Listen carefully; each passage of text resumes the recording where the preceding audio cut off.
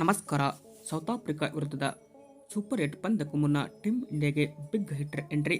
ಇನ್ನು ಟೀಮ್ ಇಂಡಿಯಾಗೆ south Africa ವಿರುದ್ಧದ ಸೂಪರ್ 8 ಪಂದ್ಯದಲ್ಲಿ ಎಂಟ್ರಿ ಕೊಟ್ಟಿರುವ ಆ ಬಿಗ್ ಹಿಟ್ಟರ್ ಯಾರು ಎಂಬುದನ್ನು ಈ ಒಂದು ವಿಡಿಯೋದಲ್ಲಿ ಪ್ರತಿಯೊಂದು ಅಪ್ಡೇಟನ್ನು ತಿಳಿಸಿಕೊಡ್ತಾ ಬರ್ತೇನೆ.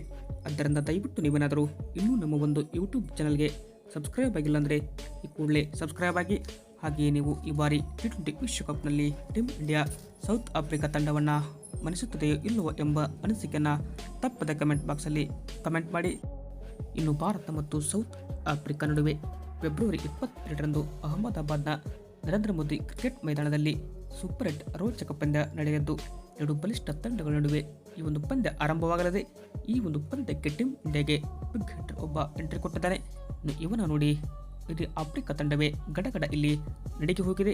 ಅದು ಯಾರು ಆ ಬಿಗ್ ಹಿಟ್ಟರ್ ಅಂತ ಕೇಳ್ತಿದ್ರೆ ಸಂಜು ಸ್ಯಾಮ್ಸನ್. ನಂಬರ್ 3 ಯಾರು ಬರ್ತಾರೆ ಟೀಮ್ ಇಂಡಿಯಾಗೆ ಅಂತ ಕೂಡ ಒಂದು ಪ್ರಶ್ನೆ ಎದ್ದಿತ್ತು.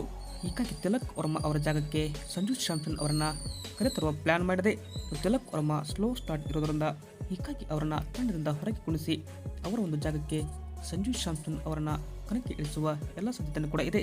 ಈ ಕಾಲದಲ್ಲಿ ಅಭಿಷೇಕ್ ಶರ್ಮಾ ಮತ್ತು ಇಶಾನ್ ಕಿಶನ್ ಇನ್ನಿಂಗ್ಸ್ ಆರಂಭಿಸಿದರೆ 3ನೇ ಕ್ರಮಾಂಕದಲ್ಲಿ ಸಂಜು ಸ್ಯಾಮ್ಸನ್ ಅವರು ಬರುವ ಸಾಧ್ಯತೆ ಇದೆ ಎಂದು ತಂಡದ ಸಹಾಯಕ ಕೋಚ್ ಟೆನ್ ಡಸ್ಕಾಟ್ ಕೂಡ ಹೇಳಿದರು.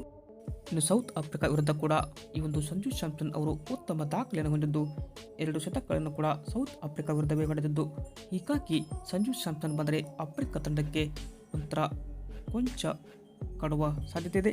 ಹೀಗಾಗಿ ಆಫ್ರಿಕಾ ವಿರುದ್ಧ ಯಾವ ಥರ ಸಂಜು ಸ್ಯಾಮ್ಸನ್ ಆಡ್ತಾರಂತ ಕಾದು ನೋಡಬೇಕು. ಆಫ್ರಿಕಾ ವಿರುದ್ಧದ ಪ್ಲೇಯಿಂಗ್ 11ನಲ್ಲಿ ಟೀಮ್ ಇಂಡಿಯಾ ಪರವಾಗಿ ಸಂಜು ಸ್ಯಾಮ್ಸನ್ ಅವರಿಗೆ ಅವಕಾಶ ಸಿಗುತ್ತಾ ಅಥವಾ ತಿಲಕ್ ವರ್ಮಾ ಅವರು ಆಡ್ತಾರಂತ ಕಾದು ನೋಡಬೇಕಾಗಿದೆ.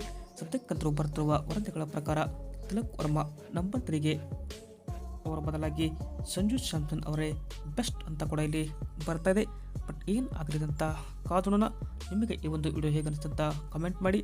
ಹಾಗೆ ನಿಮ್ಮ ಪ್ರಕಾರ ಸಂಜು ಸ್ಯಾಮ್ಸನ್ ಮತ್ತು ತಿಲಕ್ ವರ್ಮಾ ಈ ಇಬ್ಬರಲ್ಲಿ ಟೀಮ್ ಇಂಡಿಯಾ ಪರ ನಂಬರ್ 3ಯಲ್ಲಿ ಯಾರು ಬೆಸ್ಟ್ ಬ್ಯಾಟ್ಸ್ಮನ್ ಎಂಬುದನ್ನು ಕೂಡ ಕಮೆಂಟ್ ಬಾಕ್ಸಲ್ಲಿ ಕಮೆಂಟ್ ಮಾಡಿ. Thank you.